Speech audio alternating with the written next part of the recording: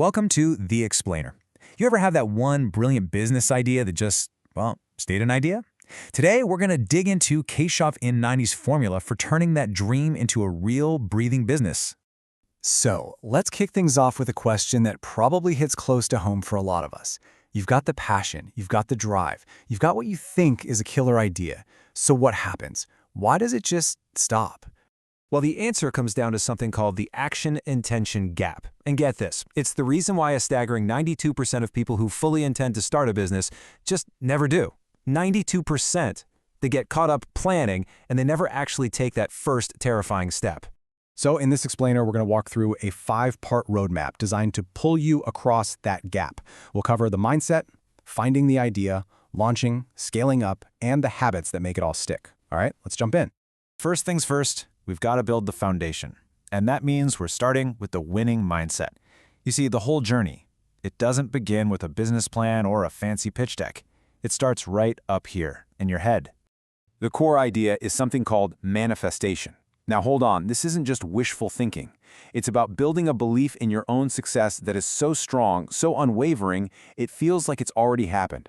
You live as if the goal is already achieved, and you just have to work backwards to figure out the steps. The one rule, you absolutely cannot doubt it.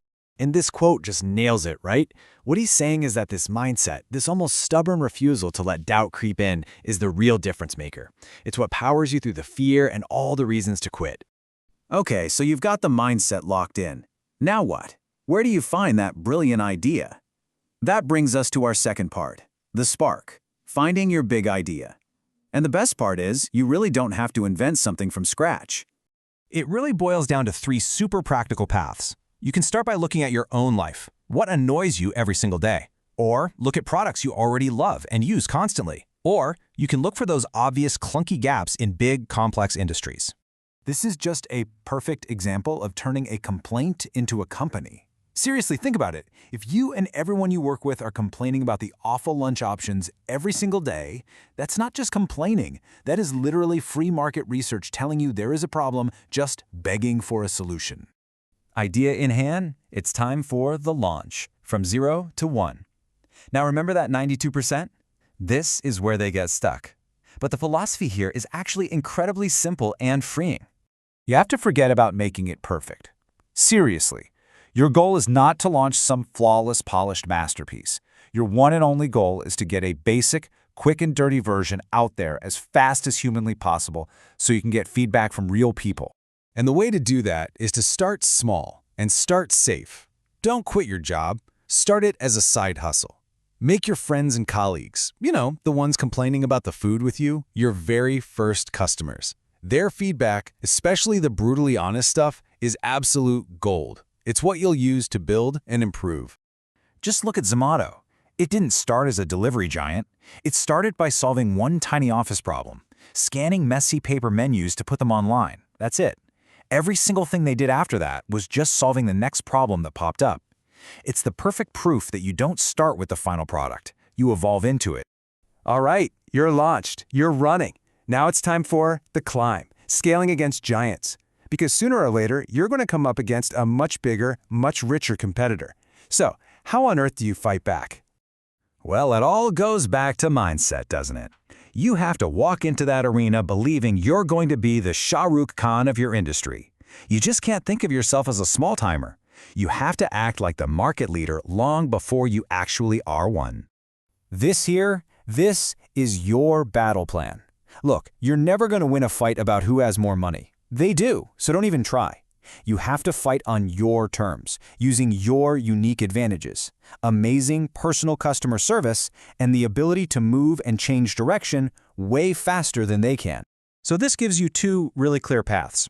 1, you can join them. When a huge company enters your space, maybe you can become their supplier or a franchisee. But if you can't join them, you have to out-service them. You have to provide a customer experience that all their money literally cannot buy. And here's a really important rule, especially for price-sensitive markets like India. Sometimes the best product doesn't win. An average product that's good enough at a really great price can win every time. Making it accessible is often way more powerful than making it perfect. Okay, finally, let's talk about what keeps this whole thing running long-term. This is the engine, habits for lasting success. Because real success isn't about one big, brilliant move. It's about what you do every single day, especially when it's boring. And this might be the most profound takeaway from the whole thing. Scaling a business isn't glamorous. It's not exciting. It's doing the same fundamental, boring tasks over and over and over again with discipline. The real secret to success is learning to fall in love with that repetition. This might seem like a totally random question, right? But the answer actually hides a really powerful productivity hack that anyone can use. They do it to avoid something called decision fatigue. Think of your brain like a battery. Every single day, you only have so much high-quality decision-making power. By getting rid of small, pointless decisions like what to wear, they save all that mental energy for the big decisions that actually move the business forward. So when you put it all together, it comes down to these 3 daily habits. You got to keep that belief in your end goal alive in your mind. You have to shamelessly ask questions and learn from anyone you can. And you have to have the discipline to show up and do the work, especially on the days you don't feel like it. So we'll leave you with this to think about. Success isn't always found in the next big, exciting thing. It's usually hiding in the mastery of something mundane. So what's the boring thing that you need to fall in love with?